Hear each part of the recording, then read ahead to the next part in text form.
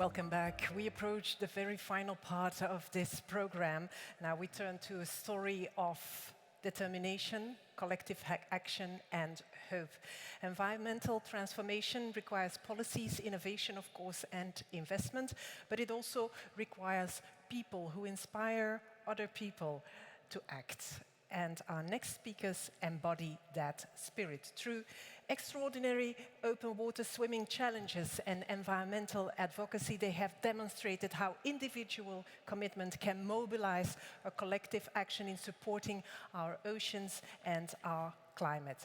Please join your hands for Chloé and Mathieu Léger-Witfoot, founders of Swim for Challenge.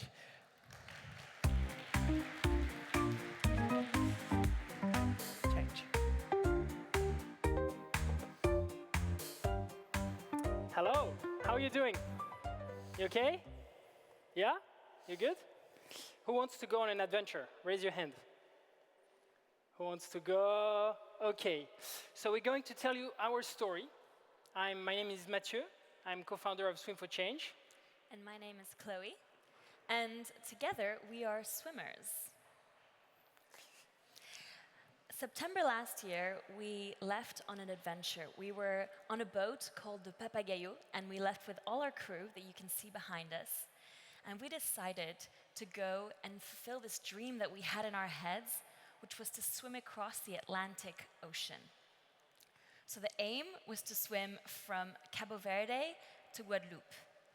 For those who can't even really picture what that looks like, that is 3,800 kilometers.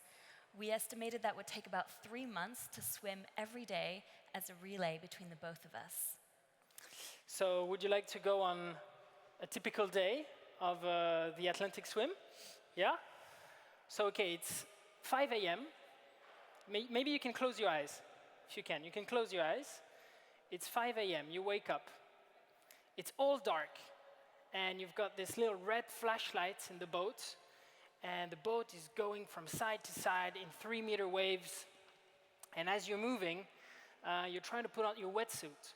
You eat a little something, you do all the security check with the captain, who is awake since 2 hours now, and with the person who is going to help you doing the swim for safety reasons.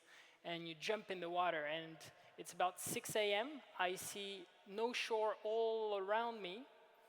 And as I jump, I always have that feeling in the air.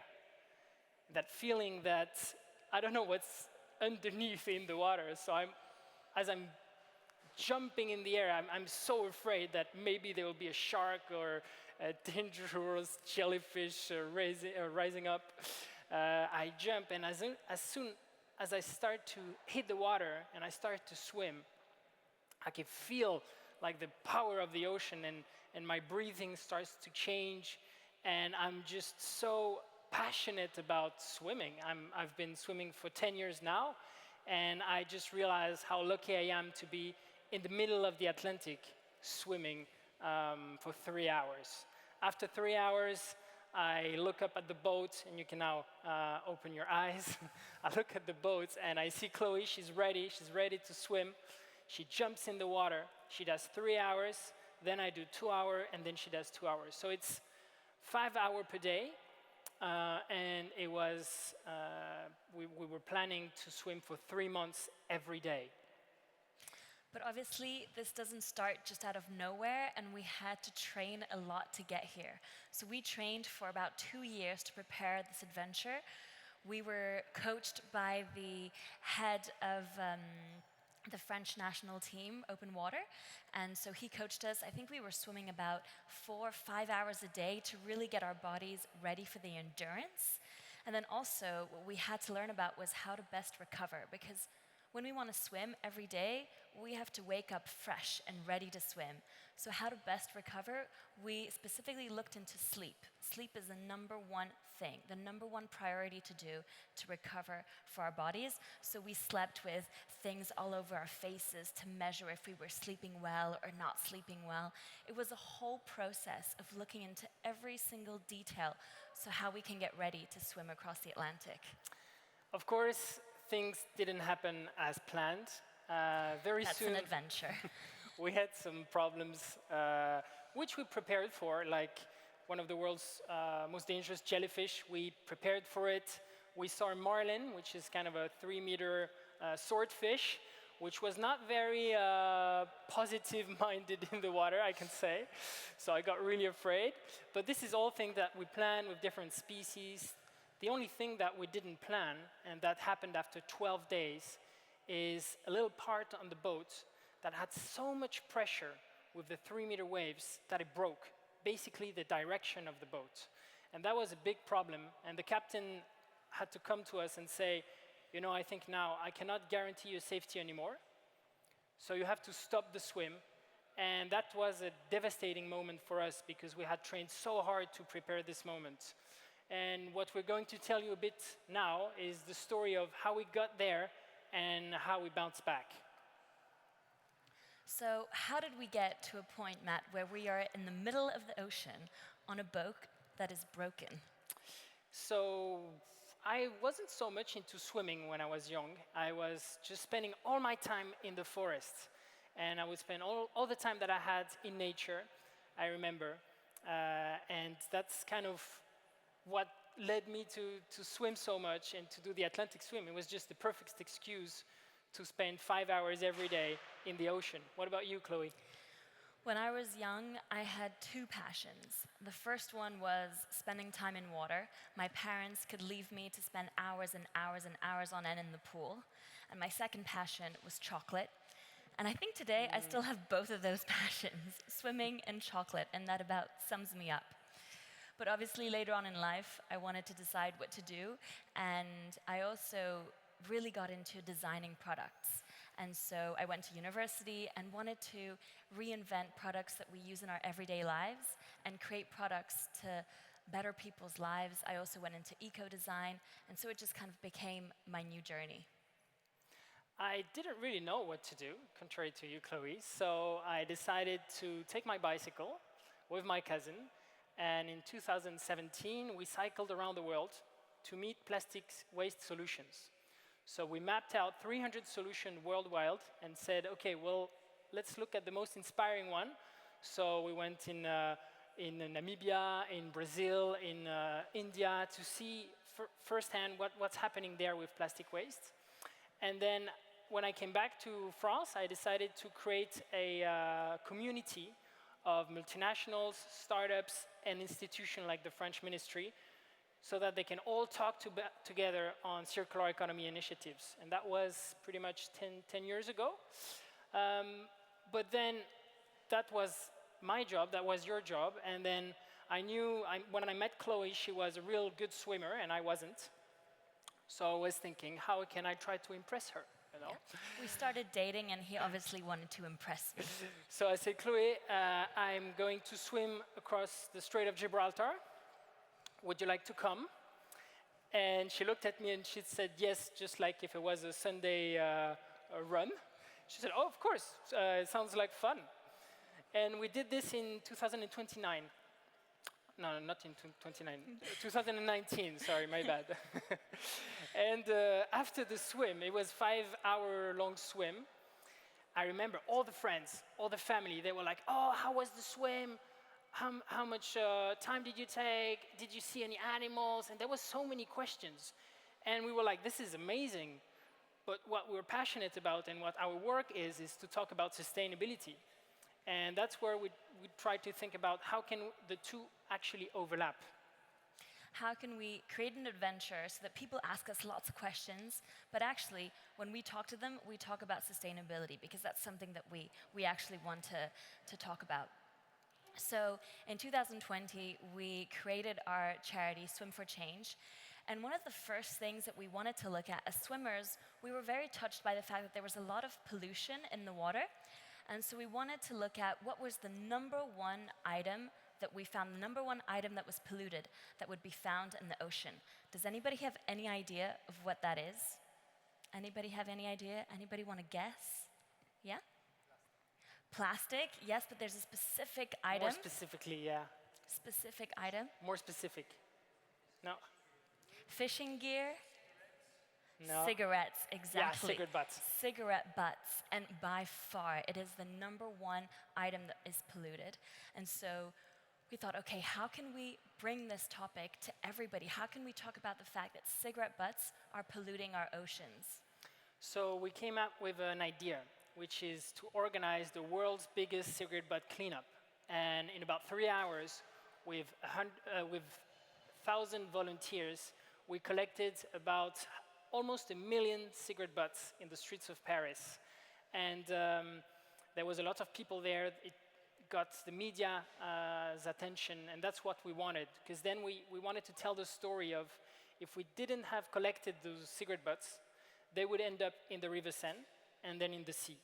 And so we decided to swim that journey from Paris, from the city streets of Paris, all the way down to the sea, 380 kilometers as a relay, day and night, to try to show that journey and to try to raise awareness around people. And it actually worked. And it worked, and there was a lot of media traction around. We even, a few years later, worked with one of French's biggest YouTuber, Enoch Stag, on cleanup. I think the aspect of challenge and trying to beat the world record really got people going, and it was about the story that we could tell around the pollution that really got people excited. And we love that quote from Steve Jobs, who says that the most powerful person in the world is the storyteller, because he sets the vision, the values, and the agenda of an entire generation. So that's what we believe, that what we do is using our passion for swimming to tell stories to engage people. And that's really something powerful and we think inspiring. But we didn't stop there. No, so for a few years we worked on pollution, and then with Matt we realized, okay, but we're still swimming in the ocean, and there's actually a lot of different issues around. We can't just talk about pollution. There's a lot of different issues that we really want to talk about. How can we imagine a project and a swim, an adventure that will really be able to gather all of these issues and teach the young generation about them? And specifically because around the cigarette butts, now there is a day every year called the Mégoton, where 20 NGOs, thanks to what we started, have a big event where they try to beat our record. So we think this is kind of fun, but now cigarette butts is one thing. We came across another figure, which is if you educate one child around the environment, then he can reach up to 7 adults. And we say, okay, that's maybe an efficient way to talk about sustainability. And we decided to create a whole program around a story. What was the story, Chloe? The story was, so imagine, right now you are 10 years old, you're back in school. You come in on the first day of school in September, and your teacher says, this year, we're going on an adventure for the whole year. Amazing, right? You're like, okay, step one, you gotta create your team. So you gotta get into teams of 5, 6, create, who's gonna be the captain, who's gonna be the swimmer, who's gonna be the nurse. And then every single week, you have a challenge that you have to compete. You have 2 people, Mathieu and Chloe, that you are following every week, and every week they say, okay, you have a challenge. This week, you have to create a law to protect the ocean. Next week, you have to study everything you know about one marine animal. So every single week, they had to complete little challenges. We had the whole adventure going, and every week they could see where we were on the map and get some photos, get some updates. We also sent a lesson plan to all of the teachers that followed. So they had a ready-made lesson plan that really went around all of the different issues on the ocean. So for one week it was on overfishing, the other week it was on global warming. We really went around every single issue for the ocean to kind of create these mini ambassadors of the ocean. And we reached up to 100,000 kids, which for us was crazy because it was the first time we did an educational program. And we designed it with the Water family, who has a lot of experience. So we took an existing base with scientific research, and we transformed it into a story. That was what we did before. This is how it looks like in schools. They had you see their own teams. It's a whole show. And we went to see some of the schools. But before that, we'll have to come back to that moment where the boat broke. It was day 12. And we felt like powerless, because at that time we had 100,000 kids following us, and we felt like we left them down, right? but we received hundreds of letters and emails from young children. And it was so touching because they were saying, you know, in life, sometimes it happens, but you have to bounce back. So it took a little bit of time, and reading those letters really gave us some strength, and we decided to do another adventure. And at that time, we were in Guadeloupe, because the boat had to arrive in Guadeloupe. And we say, why not do this crazy challenge, which is to swim around Guadeloupe. It had never been done before. There is coral reefs, big waves, a lot of problems, but it's also absolutely stunning in terms of biodiversity. So that's how we had this crazy challenge. This time we didn't have a boat. Obviously, it was broken, so we had to find another way to go around. With Metri, we decided to use the kayaks. We put everything that we needed for a month on the kayak. One would swim, one would be on the kayak, and we would relay and swap around. And I think this really managed for us to kind of continue the adventure, and so that the kids would keep on going until the end of the program. We didn't want them to stop midway through the year just because the adventure had stopped. We had to keep the storytelling going, and so that's how we kept it going. We had some tough swims in Guadeloupe because some of the waves can be big, and we had just a little kayak and we were swimming. We saw also some amazing animals, like some lemon sharks, some barracudas, and they would follow us for hours. And I was always afraid. Chloe was like, oh, it's okay, it's normal, it's marine life. And I was like, no, it's really scary. And sea turtles, of course. And if you want to know the details about how we met those animals and how it felt like, we are having a show tomorrow for adults, but also for kids. And it's at 12, and it's here. But apart from that, we managed to finish the challenge. In 21 days, it took us 21 days to swim all around Guadeloupe, 250 kilometers. Thankfully, we had the support of loads of people locally who helped us to get around, either by accommodating us or helping us through. And it was a great adventure that we lived in that we could share with all the children following us. Sure. And we didn't stop there, because of course we wanted to go and anchor the knowledge that kids learned on sustainability, and we also wanted to meet the schools. So we drew in real scale the animals, and you can see here, this is the sea turtles, but tomorrow you will see the lemon shark, the pilot whale, even the marlin. They will all be here, so it's a good reason to come back. And we created this show called Mission Océan à l'école, where we would go in schools. And we would talk to them about the adventure. So these are kids that have followed us since September. So now they were little mini ambassadors of the ocean. They know everything. They're really even smarter than you on anything that can be around the ocean. And so we would go in and talk about the adventure again and go touch up on all these topics that they learned about, whether it was global warming, whether it was overfishing, every single topic, just so we made sure that they really understood the issues. And it was crazy for us to meet these kids because, I mean, they're educated, they're passionate, they're inspiring, and we just know that they're going to continue and soon become adults that want to protect the ocean. Yeah, and we went to like 90 schools in the last 2 months, so it's been a bit of a crazy journey in the whole of France. And every time we would go in a school, what was crazy is we would receive songs, drawings, poems, and it was pretty crazy. So we decided to show you one of the poems that kids have been writing for us. And if you can launch the video, that's perfect. Je vous lis ce diplôme car je trouve que tous ces défis liés à l'océan nous apprennent l'écologie, le surcyclage, etc. Moi, je n'aurais jamais eu le courage de traverser l'océan Atlantique à la nage. J'aurais trop eu peur des requins. Puis tous ces projets que...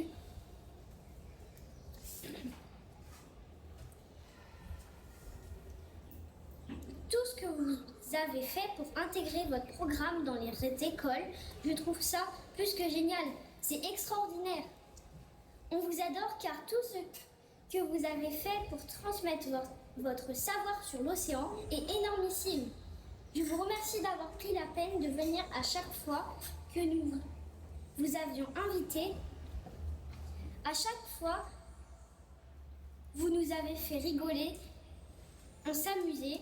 À chaque fois que vous venez, notre cœur bat plus fort car vous êtes des rayons de soleil.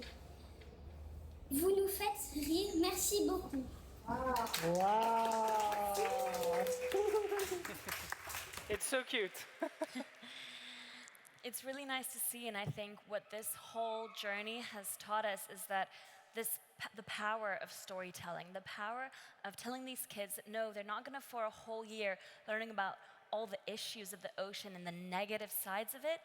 They're going to learn about it, but they're going to learn about it through a journey, through an adventure. And the power of that really shows that today we have kids who are aware of what's going on, but they're also the heroes of their own story, and they want to act and they want to do something about it, and they're not going to stop there. And so I think the power of the story that we told them is really what made such a success with this project. And now we're doing our impact report. And we made a big survey to some of the teachers who follow us. And we wanted to know what's the average knowledge on ocean protection before and after. And it was before 4 out of 10 on ocean protection, and after 8 out of 10. And we had a 9.7 recommendation rate on the educational program, which just means that actually what we built with Water Family and what we created as a story was quite effective to get those kids on board. And the last mission they had, and you can have a look later, is that they had to write a law for either it's their city or France or the European Commission in the blue ocean box. So here it's full of a suggestion. Some are really funny. Some are quite cool as well. So it's one of the examples I can share to you that I saw in a school last week. Some of the kids in the class said, "Okay, our law now is that we can only fish 2 weeks per month. So for 2 weeks, we can fish everywhere we want in the ocean, and for 2 weeks we have to leave the ocean completely free of fishing so that the fish can just be, nice and chill and not worry about fishermen." And it's just really cute to see that, they learned about a problem and they thought, okay, what solution can we put in place? And they have no filter, they're naive solutions, and it's great to see all of the ideas they come up with. Now, with that success, we were thinking, how can we talk even further about oceans? And our obsession is always how can we target schools and children that are not already targeted by environmental medias. So we gathered with different NGOs, with 5 NGOs like WWF, Plastic Odyssey, Surfrider, and we came across an idea that exists already in Australia and New Zealand. It's the Ocean Week in schools. So to do a program where for 1 week, kids will live their own adventure, followed with different animals that they will meet, followed by the learnings that we had from our own adventure. And this is what we came across as an idea. And teacher, when we asked them, do you think it's a good idea? They gave 9.2 out of 10 in the rating. So this is what we want to build now, and maybe at a European scale if we can. So we've got 3 minutes left. Maybe it's time for 1 or 2 questions, if it's open. I know there is the Slido mostly for people online. And if it's not online, you can ask a question or just raise your hand. There's the QR code here, so. Yeah, do you see any questions? Not yet, but I know they're gonna come. There's always the typical questions that the kids ask when we do this. They always ask, how big was the shark? How'd you go to the toilet on a boat? These are some of the questions that we get. Are we going to swim again? And are we going to do another swim? Yes, that's. Well, for now, if I answer directly this question, we haven't planned to swim back the Atlantic because it's too intense and the preparation is huge. But we think our challenge now is to try to talk to even more schools with that Ocean Week. That's kind of our next challenge for us now that we're back on land. Okay, is there any questions? We still have a few minutes. About the adventure, yeah? There is a mic, that's even There's perfect. A mic. It's perfect. Thank you so much. Super interesting. I work on the future of landscapes, and I wonder in what you did, a big aspect of it is reaching media entities, I guess. So do you somehow consult, or do you have a way of sharing some teachings with organizations, or I guess you have built a lot of knowledge in this aspect as well. Do you already, I don't know, consult, or you have some ways to bridge this just from oceans to other entities such as landscapes? I think we have many learnings that are interesting, not just to talking to kids, but also to adults. And we're just in the process now with the impact reports that we are currently doing to get those learnings out of the story that we built, and to know, how did we succeed? Because even the French government, they said, how did you succeed to reach that many teachers? We struggled to do so, so how did you do? And so now we're working on what are the learnings, what is the period, what is the tools that we use that were the most efficient for it. If we were to do it again, we could do it even better, and if we were to help others to do it, we can do as well. So we're happy to talk about this later on, if you're interested. Thank you so much. We do have a few questions, Oh, so maybe we wow. can take a few seconds to answer this one. What kind of support do you need for the school program? I think we can finish Just on come that. to us, and we'll say, but anything that can help us build that Ocean Week will be very helpful. Thank you very much. Thank you very much.